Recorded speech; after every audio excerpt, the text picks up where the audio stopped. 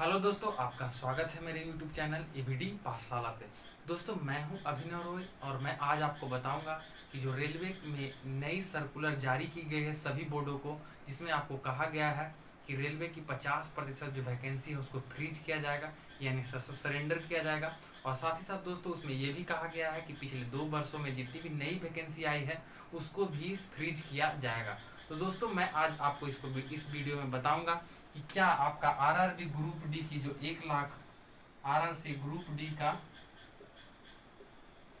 के जो 1,03,000 वैकेंसी है उस पर कोई इफेक्ट पड़ेगी कि नहीं, यानी इसका जो है 50% वैकेंसी फ्रीज की जाएगी क्या। इस पर मैं डॉट लगा देता हूँ। आज मैं इसको एक्सप्लेन करूंगा अच्छे तरीके से। और साथ ही साथ एनटीपीसी के जो रिक्रूटमेंट प्रोसेस जारी कर दी गई है 35,000 वैकेंसी के, क्या उस पर भी इफेक्ट पड़ेगा और उसका भी 50% जो है वैकेंसी फ्रीज कर ली जाएगी। और साथ ही साथ दोस्तों मैं ये भी आपको इस वीडियो में बताऊंगा कि क्या जो है नए आने वाली वैकेंसी रेलवे की या फिर किसी भी डिपार्टमेंट की वैकेंसी जो है आने वाली कितने दिनों तक टली रहेगी। ये भी आपको जो है नोटिफिकेशन में मेंशन किया गया है। रेलवे रिक्रूटमेंट बोर्ड के द्वारा एक नोटिफिकेशन 30 जून के आसपास दिया गया था, उसमें जो है नई वैकेंसी के बारे में भी बताया गया था। तो इन सारे बातों को हम लोग क्लियर करेंगे और वीडियो के अंत तक बने रहेगा, ताकि आपको जो है ये जितने भी कंफ्यूजन है इन सब पोस्ट को लेकर और वैकेंसी सिलेंडर को लेकर, वो सारे कंफ्यूजन को मैं दूर कर दूंगा। और साथ ही साथ दोस्तों यदि आप मेरे चैनल पर पहली बार आए हैं तो चैनल को जरूर सब्सक्राइब कर लें, क्योंकि इंपॉर्टेंट नोटिफिकेशन की वीडियो मैं आपके पास लाते रहता हूँ। और साथ ही साथ इस चैनल पे आपको जो है मैथ की क्लास भी दी जाती है। तो चलिए दोस्तों हम लोग अब वीडियो को शुरू करते हैं और आपको जो है पूरा नोटिफिकेशन के साथ साथ सारे चीज़ों को मैं अच्छे से एक्सप्लेन करता हूं। और साथ साथ मैं ये इन सारे जो है बिंदुओं को सिलसिलेवार ढंग से चर्चा करके और उसके बारे में अच्छे तरीके से एक्सप्लेन करेंगे। तो चलिए हम लोग सबसे पहले इन सभी सर्कुलर को देख लेते हैं जो सर्कुलर रेलवे के द्वारा। तो सबसे पहले दोस्तों हम लोग देखेंगे कि रेलवे के द्वारा जो सर्कुलर जारी किया गया था उसको हम लोग सिलसिलेवार ढंग से एक्सप्लेन कर लेते हैं। उसके बाद जो है लेटेस्ट अभी रेलवे मिनिस्ट्री ऑफ रेलवे के द्वारा जो है ट्वीट किया गया है और उसमें बताया गया है कि जो जितने भी सेफ्टी कैटेगरी के पोस्ट हैं उनको जो है फ्रीज नहीं किया जाएगा। तो हम लोग उस ट्वीट को भी समझेंगे और पूरे अच्छे तरीके से समझेंगे। और साथ ही साथ हम लोग सबसे पहले जो है मिनिस्ट्री ऑफ रेलवे के द्वारा जो सर्कुलर जारी किया गया है उसको हम लोग देख लेते हैं कि सर्कुलर में क्या नोटिस दिया गया था। तो यहाँ पर आपको देख सकते हैं, यहाँ पर जो है आपका नोटिस आ गया होगा। तो चलिए हम लोग नोटिस को पढ़ लेते हैं, आप भी देख सकते हैं और उसमें हम लोग एक्सप्लेन करने की कोशिश करते हैं। तो सबसे पहला पॉइंट जो है नोटिस का, वहां पर देख सकते हैं लिखा हुआ है freezing new post creation except safety till furthers order. यानी सबसे पहला पॉइंट कहा गया है कि नया पोस्ट जितने भी रेलवे में आ रही है, रिक्रूटमेंट हो रही है या फिर किसी भी कर्मचारी के रिटायरमेंट के बाद जो पोस्ट की रिक्तियां हो जाती है उन सारे पोस्ट को जो है अभी फ्रीज करके रखना है, जब तक कि नेक्स्ट ऑर्डर रेलवे बोर्ड के द्वारा नहीं आ जाता है कि उस पोस्ट पे जो है रिक्रूटमेंट करना है। यानी लेटेस्ट जितने भी रेलवे के पोस्ट आएंगे वो अभी फ्रीज रहेंगे, नई रिक्रूटमेंट नहीं लाई जाएगी अगले ऑर्डर तक। सबसे पहला पॉइंट ये कहा जा रहा है। अब दूसरे पॉइंट को हम लोग देखते हैं। तो दूसरे पॉइंट में आपका कहा जा रहा है, दूसरा पॉइंट में कहा जा रहा है आपको कि reviewing of post created in last 2 year and if recruitment has not been done against this post reviving the same for surrender and further उस पर प्रोसीजर किया जाएगा। तो दूसरा लाइन में कहा जा रहा है दोस्तों कि यदि 2 साल के अंदर जितने भी रिक्रूटमेंट न्यू हुए हैं रेलवे के अंदर, उन सारे रिक्रूटमेंट का जो है आपका, अगर उस पर रिक्रूटमेंट प्रोसेस जारी नहीं हुआ है और वैकेंसी आई हुई है तो उसको जो है सरेंडर कर दिया जाएगा। जो 2 साल के पिछले 2 साल के अंदर जो है जितने रिक्रूटमेंट आए हैं उसको जो है फ्रीज कर दिया जाएगा, मतलब सरेंडर कर दिया जाएगा पिछले 2 साल में जितने भी रिक्रूटमेंट आए हैं। दूसरे पॉइंट ये है।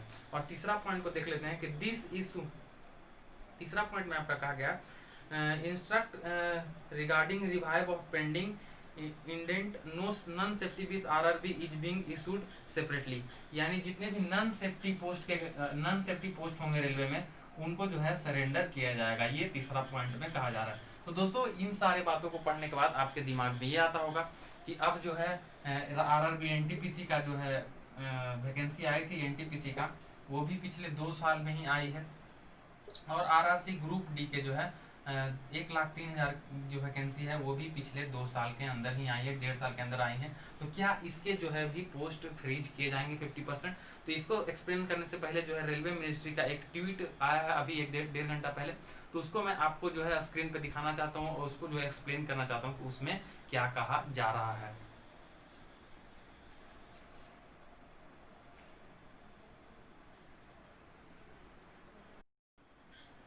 तो दोस्तों आप यहाँ पर रेलवे मिनिस्ट्री का जो है ट्वीट लेटेस्ट में किया गया है उसको आप स्क्रीन पे देख सकते हैं और उसको जो आप पढ़ सकते हैं खुद से।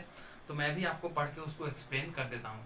दोस्तों इसमें सबसे पहला है ट्वीट की Indian railway is not going to surrender any safety category post required for train operation and maintenance. यानी दोस्तों रेलवे में लगभग जितने भी पोस्ट की वैकेंसी निकाली जाती है, रिक्तियाँ आती है, वो सारे सेफ्टी कैटेगरी के पोस्ट होते हैं। तो वो सब पोस्ट को जो है सरेंडर नहीं किया गया जाएगा, रेलवे जो है ट्वीट में साफ साफ मेंशन कर रही है। और अगला दोस्तों, review is been done only for non safety category vacant post so that safety post can be created for new railway infra project being developed at fast speed. दोस्तों यहाँ पर साफ साफ कहा गया है कि जो फ्रीजिंग के लिए कहा गया है, सर्कुलर जारी किया गया है, वो सिर्फ आपके नॉन सेफ्टी कैटेगरी पोस्ट के लिए किया गया है। तो हम लोग अब आरआरबी, एनटीपीसी और आरआरबी जो है आरआरसी ग्रुप डी, उस पर क्या इफेक्ट पड़ेगा और उसको आप एक अपने तरीके से भी समझ सकते हैं कि कैसे जो है वो एक तो वो सेफ्टी कैटेगरी का पोस्ट है और साथ ही साथ दोस्तों वो पिछले 2 साल में क्रिएटेड वैकेंसी नहीं है, उसको हम लोग समझने की कोशिश करते हैं। तो दोस्तों आपको पता होगा कि रेलवे बोर्ड जो है बहुत ही बड़ी वैकेंसी की बोर्ड है, जिसमें जो सबसे ज़्यादा दुनिया में वैकेंसी के प्रोसेस कराया जाता है, सबसे ज़्यादा जो है इसमें रिक्रूटमेंट होते हैं। तो दोस्तों इसमें जो है रिटायरमेंट का प्रोसेस और जो है लगातार रिटायरमेंट और वैकेंसी सीट की जो है रिक्तियाँ होती रहती है। तो आप जैसे कि देख सकते हैं कि एनटीपीसी में आपका कितनी रिक्तियाँ हैं, एनटीपीसी में जो है आपका 35,000 पोस्ट की रिक्तियाँ हैं। और आरआरसी ग्रुप डी में जो है दोस्तों आपका ग्रुप डी में आरआरसी ग्रुप डी में आपकी जो है 1,03,000 रिक्तियाँ हैं, 1,03,000 रिक्तियाँ हैं। तो दोस्तों यहाँ पर देख सकते हैं कि कितना भी बड़ा बोर्ड हो, एक ही बार में पिछले 2 साल के अंदर ही ये सारे पोस्ट जो है वैकेंट नहीं होके ही आपको जो 35,000 मिल गया होगा। ये सारे 35,000 पोस्ट जो है धीरे धीरे करके 3-4-5 सालों में वैकेंट हुए होंगे, तो तब जो है 35,000 पोस्ट के लिए अभी पिछले साल 2019 में इसका नोटिफिकेशन जारी किया गया था। यानी ये जो 35,000 एनटीपीसी की वैकेंसी है, ये आपका पिछले 2 साल में जो है रिक्रूट पोस्ट नहीं है। ये बहुत दिनों का प्रोसीजर है, जिसमें बहुत सारे जो है जितने भी डिपार्टमेंट में एनटीपीसी के तहत जो जॉब प्राप्त करते हैं, वो जो है धीरे धीरे आप रिटायरमेंट होते रहते हैं और वहाँ पर जो है रिक्तियाँ खाली होती रहती है। उसके बाद जो फाइनली जब रेलवे रिक्रूटमेंट बोर्ड को जो है स्टाफ की जरूरत पड़ती है, तब जो है रिक्रूटमेंट प्रोसेस कराना शुरू करती है। तो ये पिछले 2 साल में क्रिएटेड रिक्तियाँ नहीं है, आप समझ सकते हैं। तो ये एनटीपीसी की जो है पिछले 2 साल में ऐसे भी क्रिएटेड रिक्तियाँ नहीं है, तो ये जो है सरेंडर नहीं होने जा रहा है। उसी तरीके से आरआरसी ग्रुप डी की जो ये रिक्तियाँ हैं, ये भी पिछले 2 साल में क्रिएटेड रिक्तियाँ नहीं है। ये बहुत 3-4 साल के बाद जो दोस्तों इतना पोस्ट निकल पाता है। तो जो अब जो है इन पोस्टों के बाद जो मतलब 2019 के बाद जो है 2018-19 के बाद जो रिक्तियां हुई होगी रेलवे में, उस पर जो है अब नई रिक्रूटमेंट नहीं लाई जाएगी। ये आपको जो है रेलवे के द्वारा नोटिफिकेशन दिया गया और साथ ही साथ आपको जो है ट्वीट करके भी इस जानकारी को साझा किया गया है। तो आपको घबराना नहीं है कि जो अब क्या होगा, एनटीपीसी के जो है 35,000 रिक्तियां घट के जो है आपका 17,000 होने वाले हैं, ऐसा कुछ नहीं होने जा रहा है। लेकिन हाँ दोस्तों, आपको इस बात का भी ध्यान रखना होगा कि अब जो है नई रिक्तियां रेलवे में नहीं आएगी। 30 जून की जो है कोरिजेंडम जारी किया गया था रेलवे के द्वारा, उसमें जो है साफ साफ कहा गया था कि रेलवे की जो इनकम वो 58% लॉकडाउन के कारण घट गई है। इसके कारण जो है रेलवे नई रिक्तियां नहीं लाएगी जब तक कि नया रिवाइज ऑर्डर नहीं जारी किया जाता है रेलवे बोर्ड के द्वारा। तो यहाँ पर आपको जो है ये जब एग्जाम हो एनटीपीसी की या फिर ग्रुप डी का, तो ये आप समझिए कि आपका जो है गोल्डन अपॉर्चुनिटी है, इसमें जो है फाइट करना है। और साथ ही साथ दोस्तों अब जो है लॉकडाउन के कारण इकोनॉमी में रिसेशन भी आएगी। तो रिसेशन आएगी तो बहुत सारे जॉब जाएंगे और बहुत सारे अच्छे स्टूडेंट जो कि आपका देख सकते हैं आईआईटी एनआईटी ये सब में, चाहे जो भी लड़के इंजीनियरिंग की तैयारी किए, इस बार लॉकडाउन के कारण उनका भी प्लेसमेंट रुका हुआ है और बहुत सारे लोगों का प्लेसमेंट नहीं भी होगा। तो ये सारे लोग जो है अब लगातार आएंगे यहाँ से छूटने के बाद और गवर्नमेंट जॉब की तैयारी करना शुरू कर देंगे। एक तो वैकेंसी घटेगी लॉकडाउन के कारण और साथ ही साथ दोस्तों इधर जो है अच्छे स्टूडेंट का जो है फाइट बढ़ेगा यहाँ पर गवर्नमेंट जॉब में। तो तो यहाँ पर जो है दोस्तों नंबर ऐसा नहीं है कि जॉब नहीं होगा, लेकिन प्रोबेबिलिटी आपका जो है घटेगा धीरे धीरे करके। तो इस वैकेंसी में आपको एकदम ठंडा नहीं होना है कि चलो एग्जाम हो ही नहीं रहा है, क्या करें पढ़ के। कभी भी एग्जाम होगी, ये जो है वैकेंसी रिक्रूटमेंट प्रोसेस जारी हो चुकी है, तो आपका जो है 5-6 महीना साल भर लगे उसके अंदर जो है एग्जाम हो जाएगी।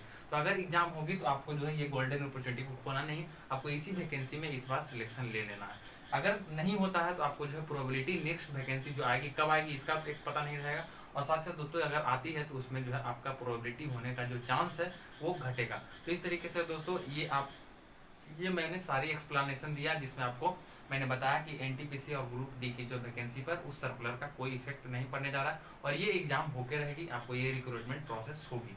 और रेलवे मिनिस्ट्री के ट्वीट के द्वारा भी ये बताया गया था।